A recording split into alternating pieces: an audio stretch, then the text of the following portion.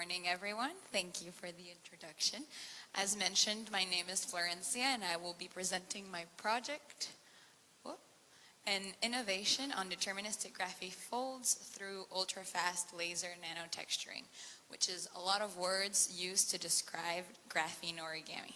So without further ado, what do I mean when I say origami? So our idea for this project comes from the ancient art of Japanese art of using origami. The idea was to take a 2D surface, such as a piece of paper, create certain deterministic folds that would lead to a 3D structure. The idea based on this origami art is because we wanted something that, just like with origami, would be able to create a reversible process. And from the 3D structure, we will be able to go back to our 2D surface. As you might imagine, doing this with graphene is a lot harder than with a piece of paper. So our idea was to first determine a certain polymer elastomer, which we found the most useful to be PDMS.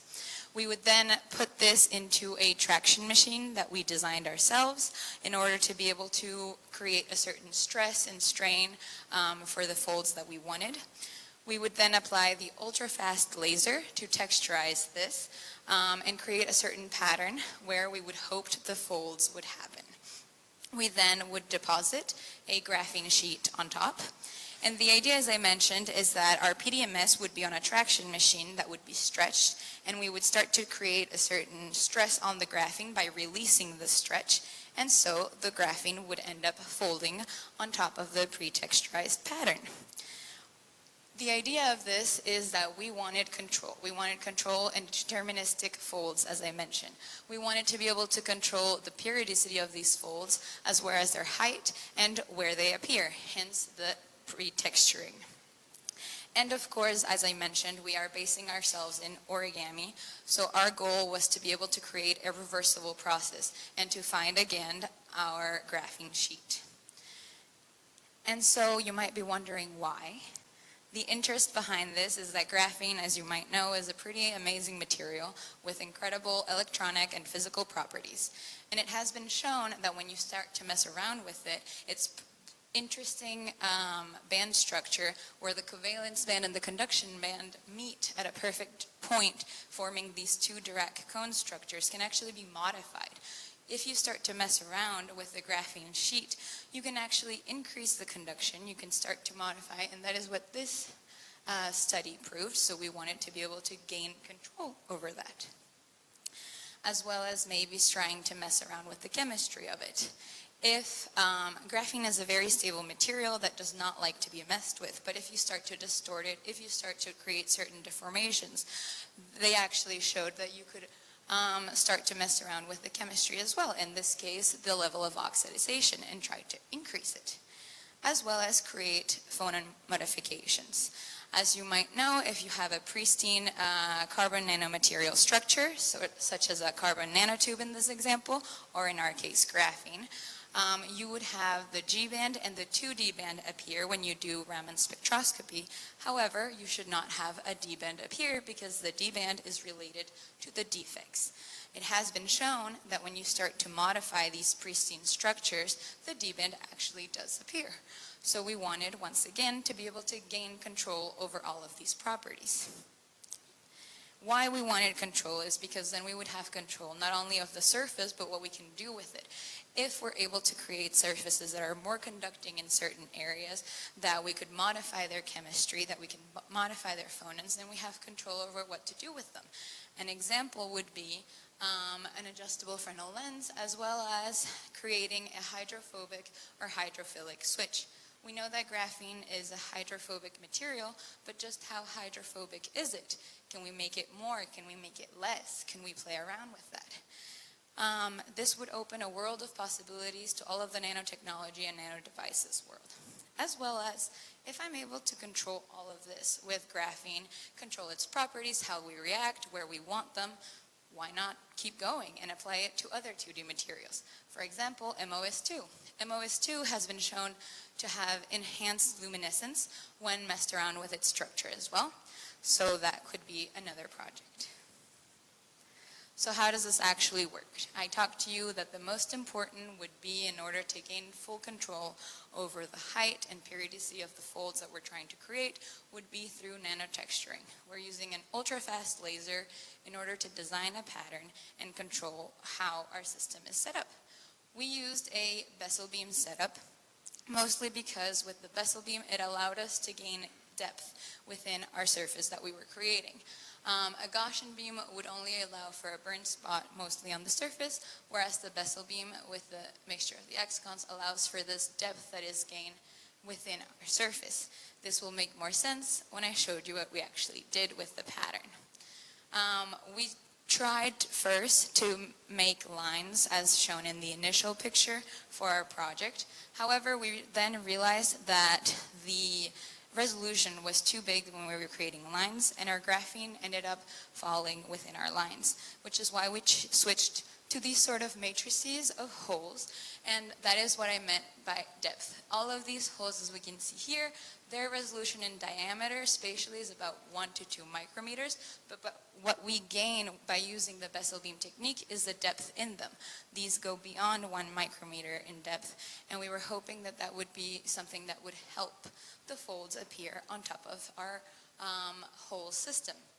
All of the further images, such as this one that I will be showing you, are also done with AFM, atomic force microscopy. So keep in mind that the lighter areas that you will be seeing will be representing higher surfaces, and the darker ones will be representing lower surfaces. So that I get to show you what we actually did with all of this. This first example that I'm showing, as you might be able to tell, the hole isn't completely very well designed, but it did its purpose for what we needed to know. And in this example, keep in mind that this is a zoom image of the previous matrix that I showed. So there are holes all around this one that I was able to control the distances from it. But what we wanted to see here was, one, does the graphene still fall into our samples, which here you can tell that it does a little bit. This is the height profile of my AFM image. However, we still were able to see that when I release, this is when we have no strain on my graphene, and it's still on my stretched PDMS. When I start to release it, there is a small fold that starts to appear in my hole. So while it does fall into the hole, it is still suspended, and I still see the result that we wanted, which was a small hole, a small fold inside of the hole. And if we release it a bit further, we actually saw that the fold increases. So while these percentages are fairly small, we were able to get limited control. So we see that there is one fold that specifically appears inside of one hole. And so we decided, great, we have control over the height. Depending on the stress that I apply, our fold appears and then it gets bigger. But what if we push it further? What happens if we keep going? And so this, once again, is our stretched graphene on another sample, and we decided this time to go a bit further. We release it even more, and there are not only the main fold that appear, but all of these other horizontal folds that start to appear. And so what we wanted to then challenge ourselves, as I mentioned from the beginning, we want this to be a reversible process. We want to create all of these folds appear and then be able to go back to our 2D surface, which we actually were mostly able to do. As you might tell me that there are some defects that appear in the other direction, of course, by re-stretching back out the polymer, there are some defects that are due to appear, but the main idea was that we started with a sample where we had no graphene folds. We forced all of these folds to appear and created them, and we were able to make them disappear and find our 2D surface again. And so I want to convince you fully that we have control over these folds and how tall they are and their measurements. So if I have when they are stretched, as we can see in this new sample, the graphene falls a little bit less, so we gain some control over that. We apply a certain release stress, so there's a small fold that appears. And when we push it even further, the fold gets bigger, thus proving the control of the height that we have gained. As well as if we re-stretch it back out, then our fold goes mostly back to the same image. Of course, we don't reach the exact same position we had previously, but the fold that we created disappears, which was the goal at the beginning. And as I mentioned, if you take an origami piece of paper, you should be able to fold and unfold as many times as you'd like. And so we wanted to test, can we do the same? Are we able to reach multiple cycles? And the answer is yes. We were able to take the same sample, refold it, and reapply the stress that gave us the fold to forms back up. And so we were pretty excited about this, but of course we also wanted to see, are we sure that the impact comes from the nanotexturing? Are we the ones that are able to control where the folds appear? So we had to compare a PDMS that was non-texturized. We didn't use laser to apply a pattern here versus a PDMS where we did. And to remind you that these are zoomed in versions, for example, here of my bigger matrices that have all of the whole set where I control the spacing between them. And so what we found when comparing these two is that a non-texturized PDMS doesn't reach the height that a texturized PDMS would. Our graphene folds here, they do appear, but first of all, they appear to be a bit more stochastically. If we look at the red height profile here, we do not see any sort of periodicity that is relevant. However, in comparison, our texturized PDMS does seem to have a certain periodicity appear, and this could be inferred to be due to the spacing that we have in between our holes, meaning that if we space these further apart or closer together, we would have an impact on them, as well as the impact of the height. As I mentioned, we wanted to control the height of all of our folds, and thus, by comparing between these, we can see that the most important height is the one that passes through the middle, meaning the pattern that we designed, as well as the folds on the non-texturized PDMS reached only in their maximum to about 50 to 60 nanometers, whereas the folds on our texturized PDMS reached over 100 nanometers, which further accommodates the fact that we were able to control their height depending on how much we stress it. Now, we've talked about topography and the impact that we have had topographically to our graphene. We needed to see a bit more if we were able to create any other sort of impacts. And as I mentioned, a way to measure this is through Raman spectroscopy. We want to be able to see if when we have a stretched PDMS, so there are no folds, we still have the pristine graphene that we were looking for, meaning no D-band.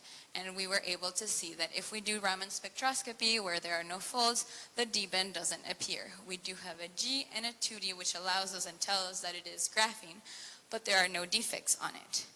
When we do Raman spectroscopy to a relaxed PDMS, thus all of these folds appear, we see that a D-band starts to appear. And so we are creating these defects, we are creating the phonon modifications, and we can prove it through using Raman spectroscopy. And what's more interesting, and that you will have to wait and see a bit later, is what happens when we restretch our sample and we make all of the folds go back to how they were originally, what happens to the Raman spectroscopy. But that you will have to wait to find out. And so what were we able to do so far, and what are we hoping to finish doing in the next year?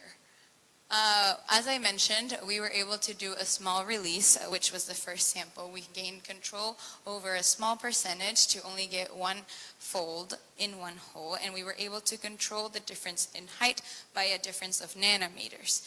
And so we're able to gain height control in the small scale, but also in the larger scale when we release it further. We were able to see some sort of periodicity impact by comparing the non-texturized versus texturized, meaning that depending on the pattern that I do use with the ultrafast laser, we will get a different amount of folds in our sample, as well as creating reversible process, which was the main idea and the main goal from the beginning.